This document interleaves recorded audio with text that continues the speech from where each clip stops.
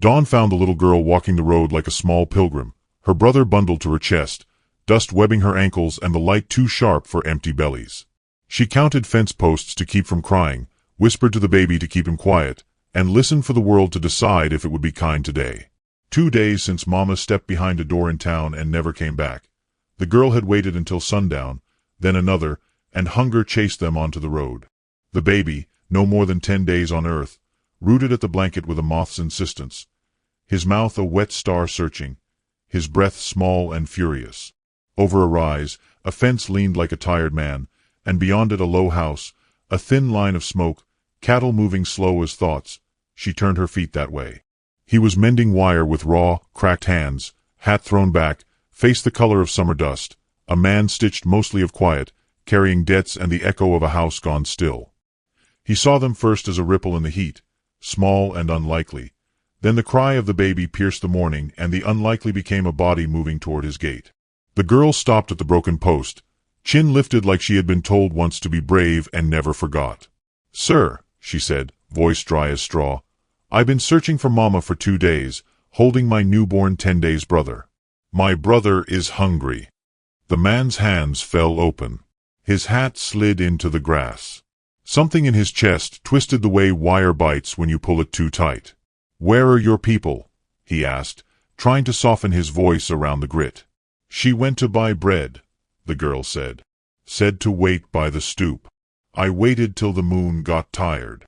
The baby snuffled, catching the smell of the man's shirt, horse, soap that had lost its scent, the clean iron of well water, and rooted again, ferocious in his smallness.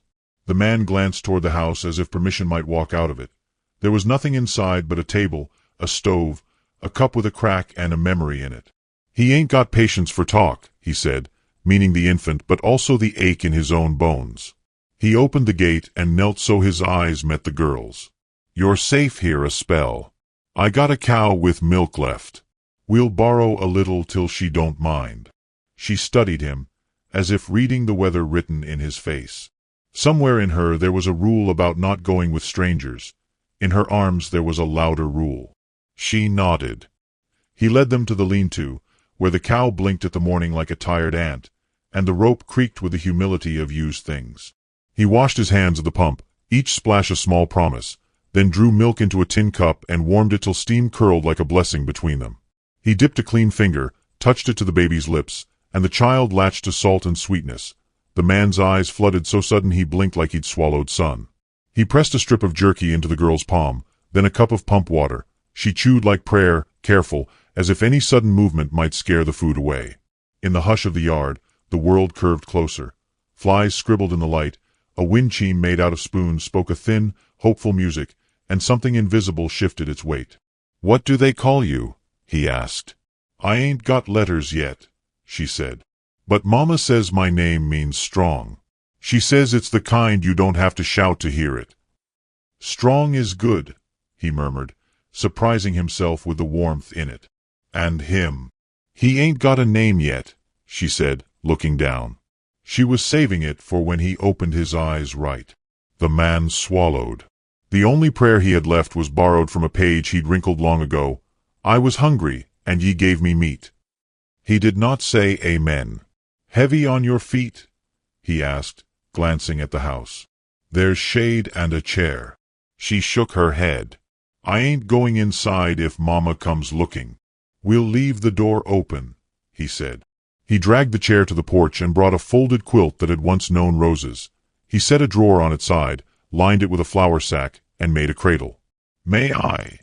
he asked, hands open as if the request might scare. She hesitated, then laid the small bundle into his arms. His whole body learned a new way to be gentle. The baby's hair was the color of corn silk left in sun. His ears were shells of pink light. "Easy, little fella," the man said, and a tear fell quick as a seed. The girl touched the wind chime with 2 fingers, listening. "Mom'll hear the bell and come," she whispered, as a noon bell carried thin from town. The man looked down at the infant, then at the road. From beyond the rise, faint hoofbeats began to count, like questions knocking at a locked door. Hoofbeats slowed at the fence, and a neighbor reined up, the sort who measured other folks by the shine on their porches. "Morning," he said, eyes cutting toward the baby in a drawer and the small girl on the porch with a cup clutched in both hands. You running a charity now? Found them on the road, the rancher said. Little one's hungry. Every stray's hungry, the neighbor muttered. He counted cattle that were not his, then leaned in the saddle. Word is you're behind on notes. Mind appearances. Folks talk. I mind the living first. The steadiness in his voice surprised him. The neighbor spat, tipped his hat without warmth, and rode on, leaving the wind-chime trembling like a tin heart. Inside, quiet held like a breath. One cracked cup on the table, a shawl on a peg, still smelling of old soap and summer.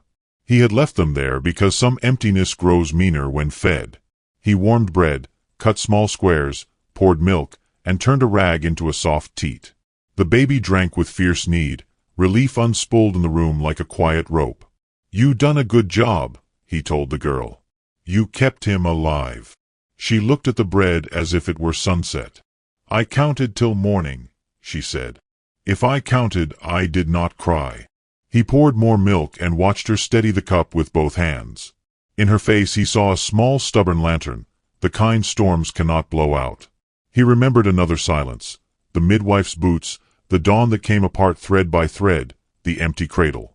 Grief had a weight, loneliness had temperature. Now the porch ticked with small bare feet. His rib cage made room.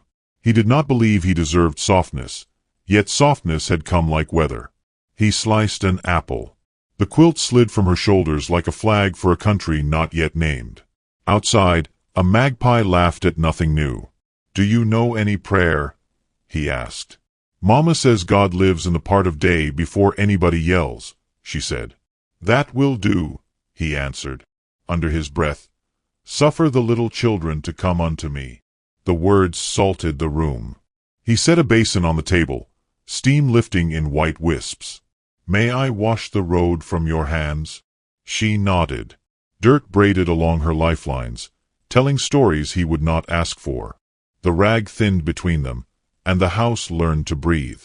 He fetched 2 quilts, tacked a blanket over a draft, and built a fire of cottonwood sticks. The flames took like a decision he had been avoiding. The neighbor's warning prowled his thoughts. He could already see curtains twitching, hear the mercantile whisper, feel the sheriff counting consequences.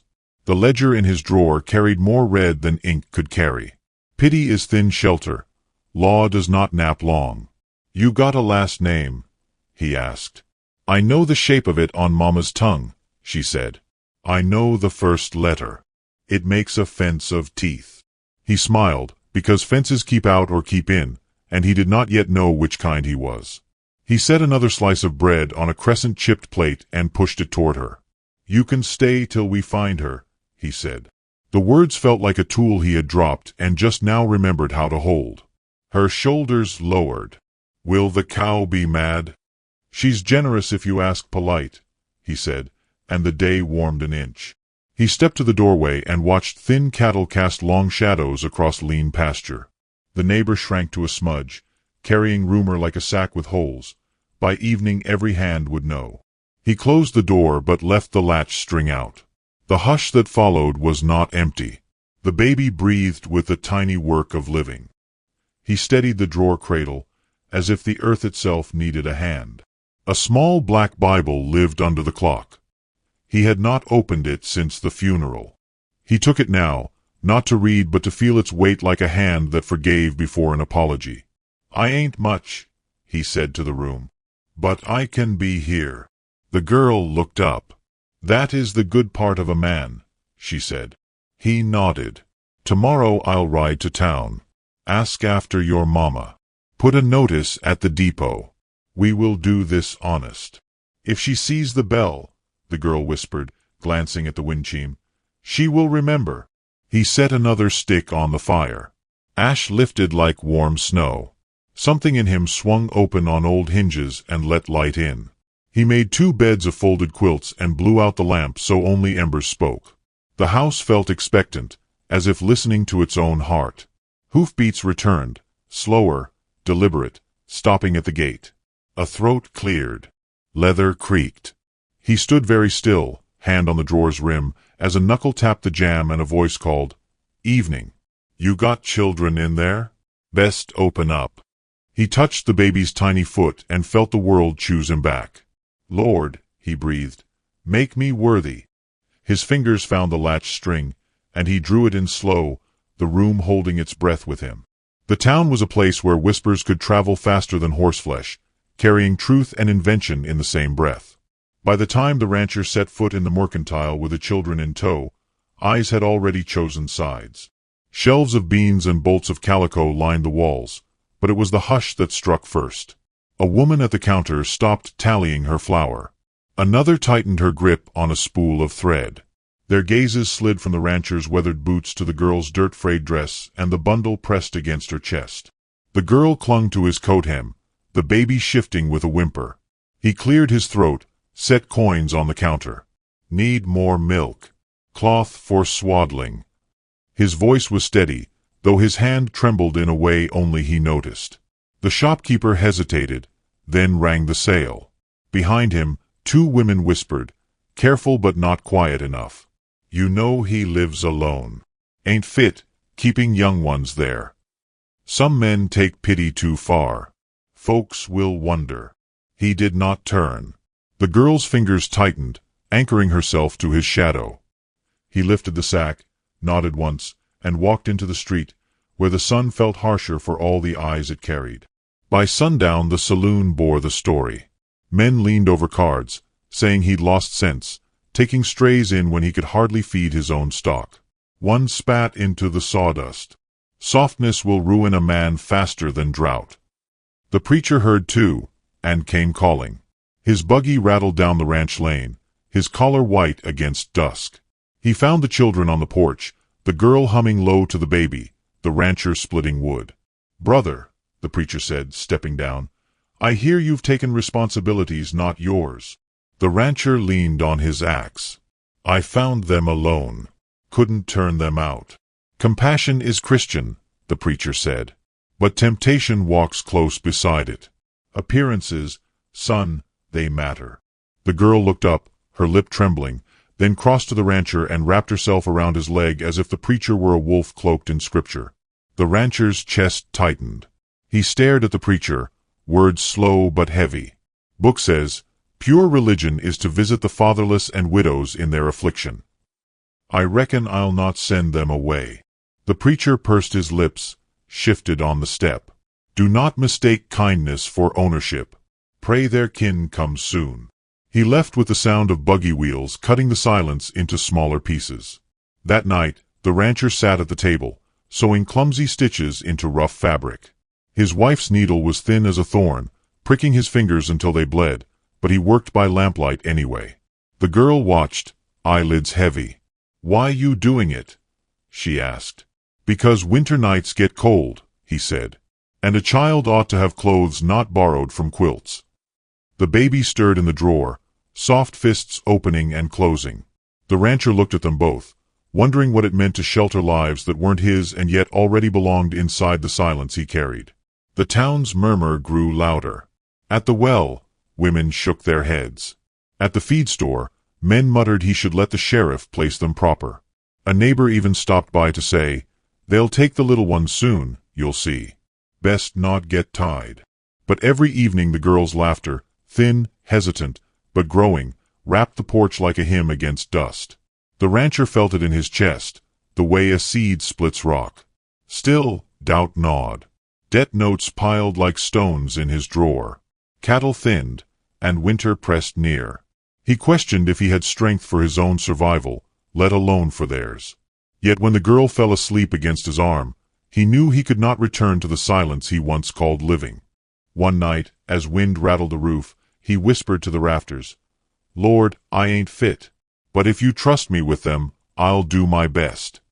The embers glowed, shadows swayed, and the girl stirred, murmuring half-dream, "You smell like wood smoke. That means safe." He smiled into the dark, though his heart weighed double with love and fear. Morning brought another visitor, the sheriff on a tall sorrel, hat brim low. He dismounted slow, boots crunching frost. "You've got company you didn't ask for," he said, eyeing the doorway where the children peered. Some folks think it ain't right. The rancher squared his shoulders, though his palms sweated. Maybe some folks ain't right. The sheriff studied him, unreadable. Then he tipped his hat toward the girl, offered the faintest smile, and turned back to his horse. Dust rose as he rode off, leaving the rancher with a truth heavy as iron. Whispers had teeth, and soon enough they would bite. The sky gathered its temper by afternoon, bruising purple along the horizon, the kind of storm that carries judgment in its belly. The rancher sensed it before the first gust bent the grass. He had known storms of sky and storms of heart, and both came heavy with warning. He worked in silence, pulling feed sacks inside, hammering the loose shutter. The girl followed with small steps, arms wrapped around her brother, humming a tune too thin to fight thunder. When the first crack split the clouds, the baby startled, wailing sharp as wire. She shushed him with a hand no bigger than a sparrow's wing. The rancher paused at the sound, shoulders tightening, then took the child in his own arms. The storm pressed low, but in his hold, the infant softened, sigh easing against his chest. "You smell like dust and horses," the girl said, studying him with solemn eyes. "But you feel safe." The words caught him like a spur. He swallowed hard, rocking the baby as rain began to scatter, dotting the dirt with dark coins. Inside, lamplight flickered while the storm lashed the roof. Wind clawed the chimney, boards groaned in protest. He set the baby in his drawer cradle and pulled the girl close. She leaned into his side, and together they listened to the storm try its best to shake the world apart. He thought of the sheriff's warning, of debt notes, of gossip that had ripened into threat. He thought of how small the girl's hand was in his, and how large the hole would be if she were taken from him. At the height of the storm, fists rapped at the door. He froze, axe still by the hearth, flame trembling. The girl whispered, "Don't answer." But the knocking came again, harder. He opened the door to two men from the bank, coats slick with rain, hats dripping. Their eyes darted past him to the children by the fire. "You're behind," one said flatly. "We'll need payment or cattle. Come first light." The rancher's jaw tightened. "Storm's no time to speak of business." "Storm or not, reckoning's near," the other muttered. Their boots dripped on his porch, leaving dark stains like accusations. They left without more, but their promise lingered like thunder far off. When the door shut, the girl's face searched his. "Will they take us?" He crouched to meet her eyes, voice low but certain. "Not while I'm drawing breath." She studied him a long time, then nodded, as if sealing a pact with silence. Later, when the storm slowed to a steady rain, she tried to help him mend harness leather. He let her sit on his lap, guiding her small fingers over the awl, showing her patience in the pattern. Her laughter broke free then, sudden and bright, like the sky splitting to reveal sunlight after days of gray. He closed his eyes, memorizing the sound. But joy was brief. Near midnight, the sheriff returned, rain streaming off his coat. He stepped inside, hat in hand, expression unreadable. "Town's restless," he said. "Women fret for the children. Men say it ain't proper. There's talk of the judge being asked to place them." The girl moved closer, clutching her brother. The rancher's face hardened, though his hands trembled at his sides.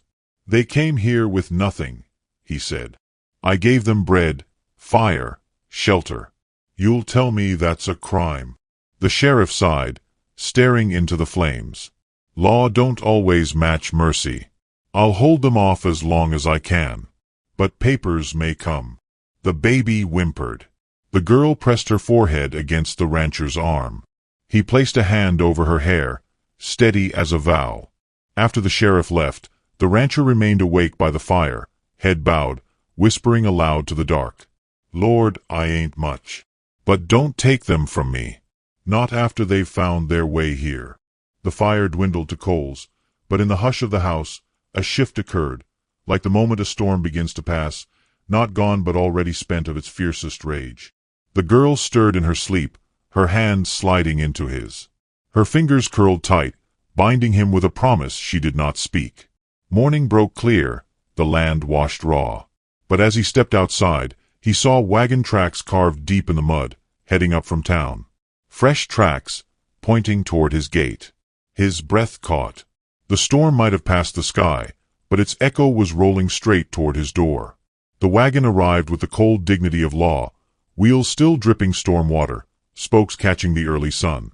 Word had spread, and by the time the rancher tied his horse at the hitch outside the courthouse, a small crowd had gathered, the kind of crowd that prefers judgment to mercy. He carried no hat, only resolve, though it weighed like a sack of stones across his shoulders. The girl clutched his sleeve, her brother bundled close against her chest. She looked at the tall building with its whitewashed boards and wide steps, then up at him. "Will they be kind?" she asked, voice thin as thread.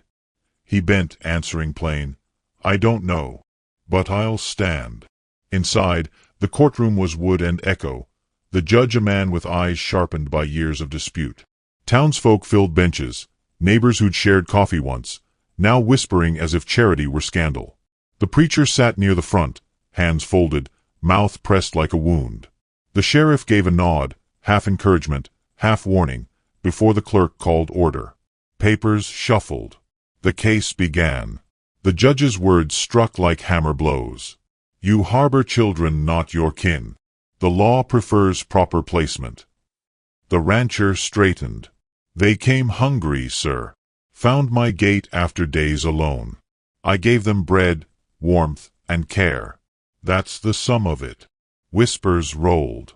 A woman muttered, "He can't feed himself, let alone babes." Another hissed, "Dangerous, a man alone with young." The rancher's jaw set. "I lost my wife to childbirth. I know the price of neglect. These children breathe tonight because someone opened a door." The judge adjusted his spectacles, unmoved. "The law considers stability. Do you claim you can provide it?" He searched for words, but the weight of debt, thin cattle, and empty fields crowded his throat. Silence threatened to undo him. Then a small hand tugged his coat. The girl stepped forward, standing on her toes to be heard. "He gave us bread," she said, voice trembling but clear. "He gave us fire. Mama's gone, but he held my brother like he was his own." The courtroom stilled. Her words fell like pebbles into water, spreading ripples no gavel could erase. She swallowed, eyes wide and unblinking. "He smells of dust and horses, but he feels safe. I ain't cried since he opened the gate." Gasps, a cough, silence deeper than storm. The judge looked down, lips pressed tight. Then the preacher rose slowly, voice low but carrying. "Sometimes the Lord chooses families in ways we don't. I've seen this man bowed by sorrow, yet he shelters the smallest among us. Scripture says the measure you give will be given back. Let mercy be the measure here." The judge tapped his gavel once, as though to break the spell, but his tone softened. "This is an unusual petition." He paused, studied the rancher long. "Yet the law must also serve the heart it protects. Custody is granted, under my watch, to the man who has already acted as father." The rancher's breath broke in his chest. He bowed his head, hands trembling as the girl flung her arms around him. The baby whimpered, then quieted against the rhythm of his heartbeat. The crowd stirred, some shaking heads, others wiping eyes. The sheriff allowed himself a faint smile. The preacher whispered amen. For the first time in years, the rancher felt the air in his lungs as something more than duty. They walked back through the street, the girl skipping half a step, the baby bundled warm. Neighbors still watched, but their eyes no longer pierced. They only followed uncertain, as if witnessing a parable still writing itself. At the ranch, evening found them around a table set with bread, a pot of stew, and the sound of spoons tapping bowls. The girl laughed when she spilled broth on her chin. The baby's fist opened in sleep, resting on a folded quilt. The rancher leaned back, firelight softening the lines of his face. He thought of his wife, of the cradle that had remained empty, of the nights when loneliness pressed heavier than sky. Tonight the house pulsed with breath and small sounds of life, and it was enough to break and remake him. Outside, the wind had stilled. The storm had passed, but its memory clung to the earth, washed clean. A wind chime at the door sang a slow, tender song. The girl leaned her head against his arm, lids heavy. "This feels like home," she murmured. He swallowed hard, answering low, "Maybe I ain't cursed after all." The fire crackled. Shadows swayed across walls that once knew only silence. He studied the two children, then the empty chair across the table, and lifted his hand in quiet thanks, not loud enough for heaven, but enough for the room to hear. It wasn't a mansion, or a wedding, or a promise made loud. It was bread on a wooden table, the weight of a small head against his arm, the faint creak of quilts drawn up against sleep. And maybe that's how homes are made, one small kindness at a time. The rancher closed his eyes, the world hushed, his breath steady, as though the storm had not just ended but had delivered him, at last, into belonging. Which city are you watching our video from? Please leave a comment. Please subscribe to the channel as well. Thank you.